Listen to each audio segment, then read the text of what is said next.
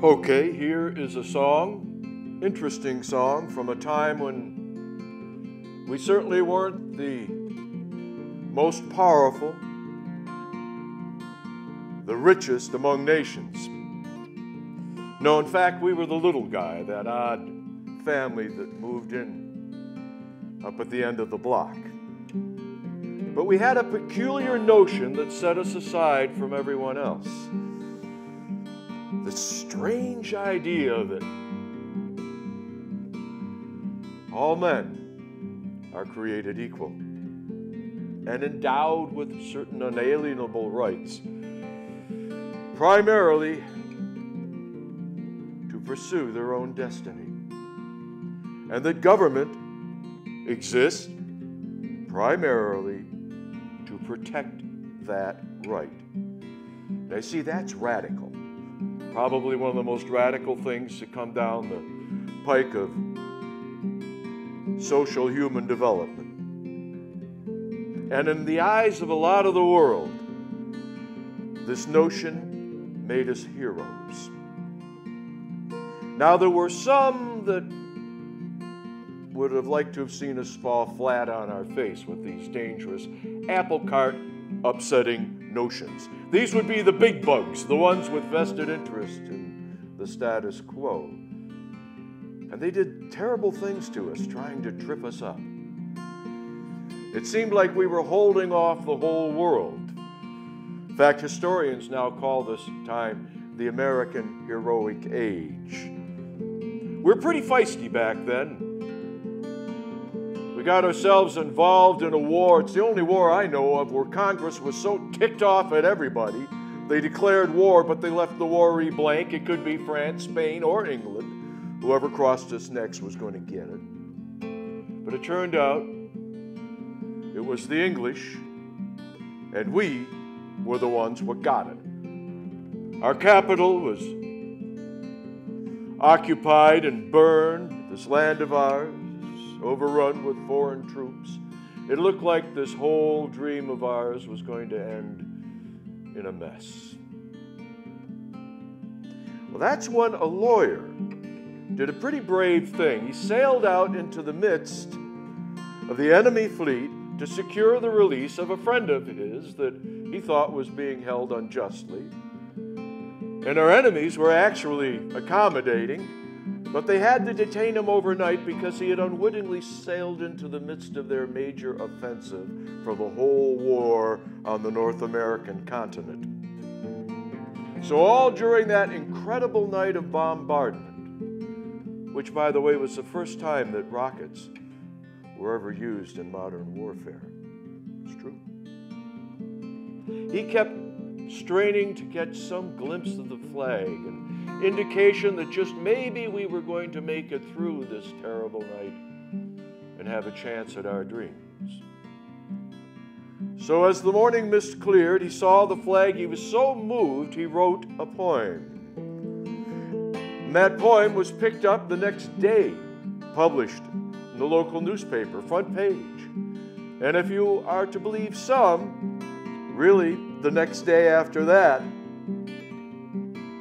an out-of-work folk singer by the name of Ferdinand Durang, you don't hear that name much, Ferdinand Durang, took that poem and wedded it to a very popular drinking song of the day, British drinking song, arguably bawdy drinking song. And Durang sang it. And people would ask him to sing it again and again and again. And after a while they were singing it. Then their friends would say, "Hey, what is that?" And they would start singing it. So you see, what I'm really talking about here is a folk song. Technically a broadside ballad in that it tells a story. Oh, say, can you see by the dawn's early light what so proudly we hailed at the twilight's last gleaming, whose broad stripes and bright stars through the perilous fight o'er the ramparts we watched were so gallantly streaming, and the rocket's red glare, the bombs bursting in air, gave proof through the night that our flag was still there. Oh, say doesn't that star-spangled banner yet wave o'er the land of the free and the home of the brave?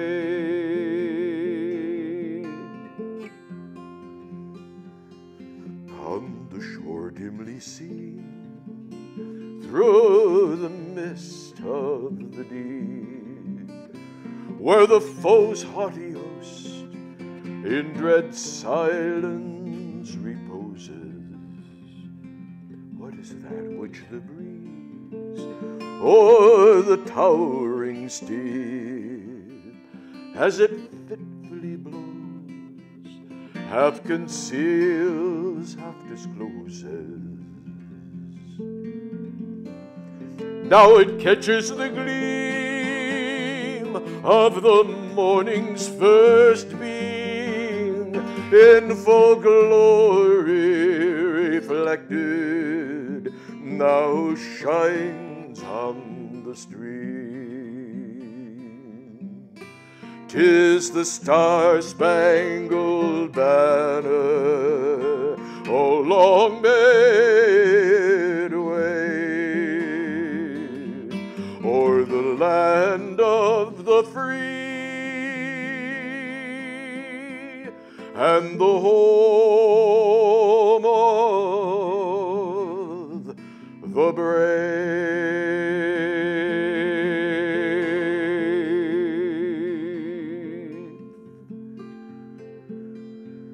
Oh, thus be it ever, where free men shall stand between their loved homes and the war's desolation, blessed with victory and peace. May the heavens rescued land praise the power that hath made and preserved us a nation. Then conquer we must, when our cause it is just, and thus be our motto, in God is our trust. Then the star-spangled banner in triumph shall wave o'er the land of the free and the home